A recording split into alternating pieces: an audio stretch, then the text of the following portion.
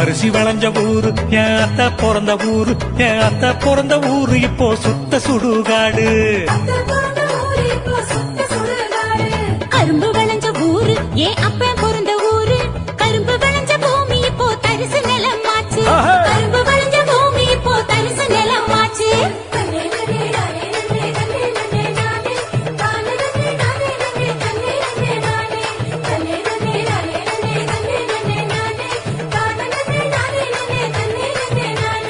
ஆறு குளம் நிறைஞ்சிருந்த நாடு எங்க நாடு, அந்த ஆறு குளம் இருந்த இடம் கட்டாந்தரையாச்சு.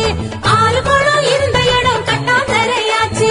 பாதி இடம் நகராட்சி பஸ் ஸ்டாண்டு ஆச்சு, அதில் மீதி இடம் உயரமான குப்பமேடு ஆச்சு.